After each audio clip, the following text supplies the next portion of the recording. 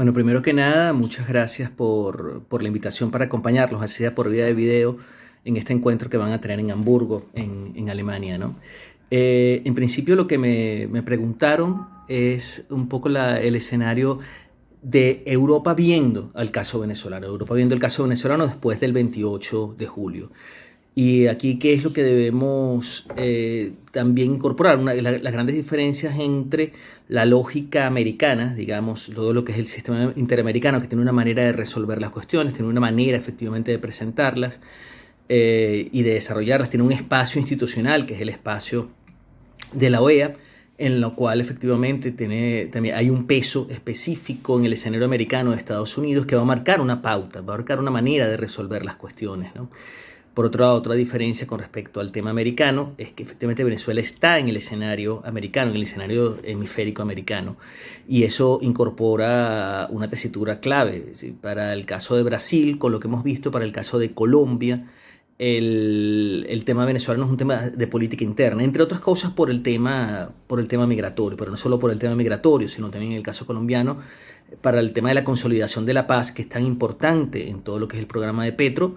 eh, si no hay una resolución de la crisis venezolana, es muy difícil que haya una consolidación del proceso de paz en Colombia. Entonces hay elementos en los cuales en el escenario americano se está dando una convergencia entre la Colombia de Petro, el Brasil de Lula, otras potencias en el escenario, otras potencias y países en el escenario americano, como es el caso de Chile. El papel de Boric ha sido clave. Yo creo que en este sentido el giro que ha dado Lula, el giro que ha dado Petro, se articula un poco con la política que siempre ha sostenido Boric desde Chile, y también se vincula o se articula un poco con lo que está desarrollando Estados Unidos. Fíjense que todos están presionando para que el CNE publique las actas y solo va a haber reconocimiento si hay actas, ¿no? Fíjate, eso es el escenario americano, pero es muy distinto al escenario europeo, a pesar de que ahorita podemos hablar de que hay una convergencia, pero una convergencia que se da en el marco institucional de Europa. Y cuando hablo del marco institucional de Europa, está el marco de la Unión Europea por un lado y de algunos países que no son parte de la Unión Europea, pero que bien son parte de Europa como tal.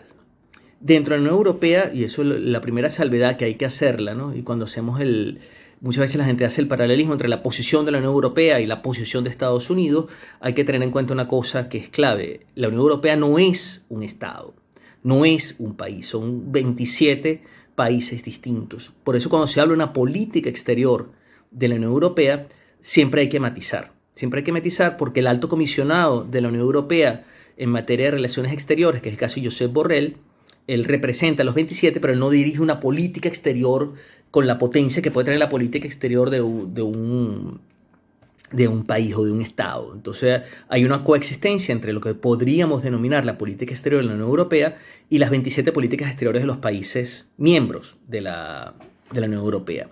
Yo creo que ese dato es importante, pero eso coloca en valor también la posición que ha tenido el alto comisionado, Josep Borrell, al exigir, al solicitar, al pedir la publicación de las actas de todas las mesas para ejecutar cualquier tipo de reconocimiento. Y por otro lado también al exigir la vigencia de los derechos humanos y criticar la violación de los derechos humanos y hablar un poco de la observación que tiene Europa sobre el tema de los derechos humanos. Entonces es un poco para posicionar la puesta en práctica, la posición que ha tomado el Josep Borrell, el alto comisionado. Por otro lado, Europa, como dice, son 27 países, la Unión Europea, no es efectos de las distintas políticas exteriores de Europa. El tema venezolano no está en el centro de la agenda. No está en el centro de la agenda. Podría haber una mayor sensibilidad para el tema venezolano, fundamentalmente en tres países, lo que sería Portugal, Italia y España. En gran parte por la presencia de una importante colonia de estos tres países en Venezuela, como todos conocemos, ¿no? Y para el caso de América Latina, de la política de Europa frente a América Latina, siempre todos miran a España. Todos miran a España, que es un poco como la punta de lanza y la vanguardia europea hacia el continente americano, sobre todo hacia lo que es el mundo hispanoamericano. Entonces, en ese sentido, así como cuando se habla de temas africanos, todo el mundo mira para Francia. Francia en gran parte define lo que Europa actúa sobre el tema de África Occidental, fundamentalmente. Igual que en temas agrícolas, Francia pesa muchísimo. Igual que en temas económicos, de política económica, de las grandes líneas de la economía, la gente mira a Alemania. Lo que durante mucho tiempo ha sido el motor económico de Europa. Mira en Alemania, que fija como la pauta en materia de las grandes reglas económicas. Pauta que tiene que ser asumida, que tiene que ser aceptada, consensuada. Por eso lo interesante de la Unión Europea, o lo difícil de entender la Unión Europea, es que muchas de estas desarrollo institucional obedece a un conjunto de pactos, de acuerdos, de tratados, cuya concreción tarda mucho tiempo, porque las velocidades, la dinámica y las velocidades con las cuales funciona la Unión Europea a veces son percibidas como más lentas, pero con una gran solidez institucional. Como les decía, para el caso de América Latina, todo el mundo mira para España, por las relaciones históricas que ha tenido España con el mundo hispanoamericano. En ese sentido, yo creo que eso es otro elemento para entender la toma de posición y el impacto que tiene la toma de posición del gobierno español, bien sea por parte del ministro de Asuntos Exteriores Álvarez y del presidente Pedro Sánchez, ¿no? Que ambos han exigido, han sostenido que no se puede reconocer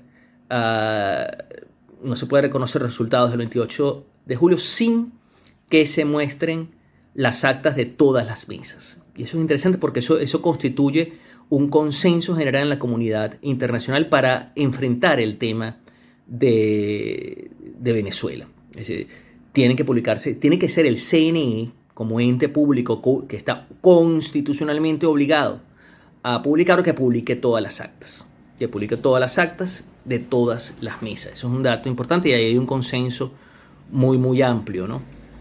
Como le dije, tiene el caso de España, y hay que agregar otro documento que es clave. Es un comunicado conjunto que publicaron tanto el presidente español, Pedro Sánchez, como el presidente de la República Francesa, Emmanuel Macron, como el presidente de la República Portuguesa, como la primera ministra de Italia, como el jefe de gobierno de Polonia. ¿Qué es lo interesante de esto, ¿no? De este documento, este comunicado conjunto? Fíjense que representa, para poner esta cosa, Pedro Sánchez representa al Partido de los Socialistas Europeos, que de hecho y es también el presidente de la Internacional Socialista. Eso es un dato importante, por eso la importancia que tiene Pedro Sánchez en este aspecto. El presidente de la República Portuguesa, el jefe de gobierno de la República Portuguesa, representa en la parte del un sector, digamos, conservador. Emmanuel Macron representa a los liberales. Meloni, italiana, representa efectivamente lo que serían los espacios de la ultraderecha menos antieuropeísta o más europeísta. En ese sentido, lo que quiero decir con es que este comunicado está reflejando una transversalidad que es clave para entender Europa. Y clave para entender el poder que tiene en este sentido este tipo de comunicados de tipo transversal. Y que te habla de una política de convergencia, que están exigiendo lo mismo, que se publiquen las actas de todas las mesas, sin lo cual no va a haber ningún tipo de reconocimiento a nadie. Yo creo que eso es un aspecto importante. ¿Por qué hablo de esa transversalidad? Más allá del aspecto eminentemente institucional, con lo cual no voy a distraerlos por el poco tiempo que tenemos, sí es importante, y eso se ve un poco en las elecciones europeas, con el caso del Parlamento Europeo, pero en general, la institucionalidad europea se sostiene sobre 3 o 4 fuerzas políticas fundamentales. Y un poco que vean lo importante de este comunicado conjunto. Si uno revisa el Parlamento Europeo, vamos a ver que tienes un grupo importante del Partido Popular Europeo, de los conservadores, socialcristianos, democristianos en el caso alemán. Tienes, por otro lado, el segundo pilar son los socialistas y socialdemócratas europeos, en los cuales ahorita el partido político más importante es el PSOE, incluso más que el SPD alemán. De hecho, es la primera fracción en ese sentido y que tiene un liderazgo importante, aparte de que preside, como les dije, Pedro Sánchez preside también la Internacional Socialista. Entonces, claro, tienes el otro pilar, primer pilar, Partido Popular Europeo, segundo pilar, Partido socialista europeo o socialistas socialdemócratas europeos. El tercer pilar son los liberales, a la cabeza de lo cual está efectivamente Emmanuel Macron, que sufrió un golpe muy duro en las elecciones europeas, pero sigue siendo un pilar fundamental. Y podríamos hablar de un cuarto pilar cuando estamos hablando de los verdes, que son también importantísimos en el caso alemán. Si vemos claramente, el gobierno alemán se sostiene con socialdemócratas, verdes y liberales.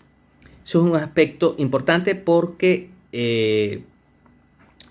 eso indica que la posición frente a Venezuela expresa esa transversalidad que siempre hay que mantener. Por eso yo siempre he sostenido que cada vez que se habla del tema venezolano hay que hacer hincapié que el tema venezolano no es un tema de izquierda versus derecha, es un tema de autoritarismo frente a democracia. Nunca hay que perder esa transversalidad en lo que estamos reflejando, en las ideas como estamos manejando permanentemente.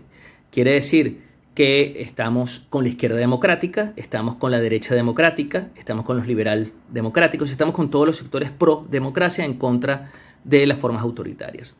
Eso también genera en el caso de Europa otro dilema. Europa, como les dije, el tema venezolano no está dentro de las prioridades europeas. Europa está en este momento preocupado por el tema de Rusia, por el tema de Ucrania, de Rusia, el tema de la dependencia energética que se ve con mucha claridad en el caso de Alemania, por el tema de Rusia, por el tema de Ucrania, incluso por el tema de Palestina, Israel y Gaza, por lo cual para el grueso de Europa el tema de Venezuela sigue sonando como un tema relativamente lejano y puede tener un impacto en otro de los centros de preocupaciones de Europa en este momento, que es una cosa que ha movido una Europa hasta ahorita preocupada, o digamos la base institucional de la Unión Europea está preocupada efectivamente por el auge de la ultraderecha, y el auge de la ultraderecha está vinculada con una instrumentalización del tema de la migración. Entonces, una política de xenofobia, una política antiinmigrante que quiere convertirse esa política antiinmigrante en el motor de una reconfiguración de la política europea en general y una política más hacia la Europa fortaleza, el fin de la Europa azul, el fin de la Europa abierta, pero una Europa mucho más cerrada, ¿no? Y claro, en Europa hay una preocupación con respecto a este auge y eso incluso se refleja a nivel institucional. Sí, vamos a poner un ejemplo que me parece clave. Hasta hace pocos meses, a la cabeza de la Comisión Europea se encontraba Pedro Sánchez. Es un tema rotatorio, no es un tema electivo, sino es un tema de rotación de cargos. Y ahora ese cargo le ha tocado a Víctor Orbán.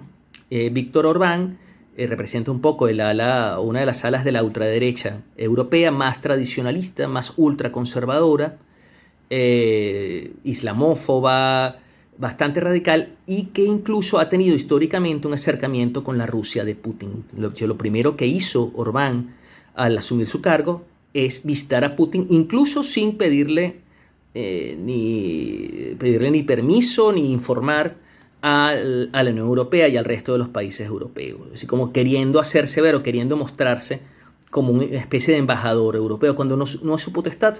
Incluso en este sentido usurpó funciones que podríamos denominar que son del alto comisionado de la Unión Europea para la política exterior, que es Josep Borrell. Y eso efectivamente fue desautorizado por el grueso de Europa, que resiente un poco ese acercamiento inconsulto con Putin. Y de hecho, a partir de ese momento, creo, una de las cosas que explica el comunicado conjunto es que no están los 27 metidos en la misma política, y porque Orbán, en su cercanía con Putin, puede poner algunos palos en las ruedas de la carreta del tema venezolano, ¿no? Yo me parece que puede ser un dato interesante para analizar. Ahora, eso es lo que es el funcionamiento dentro de la Unión Europea. Fíjate que hay una convergencia en torno a la exigencia de la publicación de todas las actas, de las actas de todas las mesas. Pero ahora vamos a hablar de un actor que no pertenece a la Unión Europea, pero que es absolutamente europeo, como es el caso de Noruega. Noruega también tuvo un posicionamiento público en el mismo sentido. ¿Por qué Noruega es importante? Porque Noruega es el que ha acompañado, impulsado, ha sostenido todo el proceso de negociación que se vio un poco en Barbados, se dio en México, se dio en Qatar, y Noruega siempre ha estado allí. Y Noruega se ha posicionado también pidiendo que los resultados de las elecciones del 28 de julio solo tienen validez en la medida que se publiquen los resultados detallados, con la publicación de todas las actas de todas las misas. Entonces me parece importante porque ahí hay una convergencia. Por otro lado, aquí hay comunicación. Aquí hay comunicación y hay un intento de articular los esfuerzos de la Unión Europea, sobre todo por la vía de España, por un lado, de cómo España articula a estos otros actores, como es el caso de actores como actores como Portugal, Francia, Italia, Polonia, cómo articula este tipo de actores hacia la misma dirección. Tenemos el caso de Borrell, Unión Europea, tenemos el caso de Álvarez, tenemos a todos empujando para que las actas sean publicadas por parte del CNE.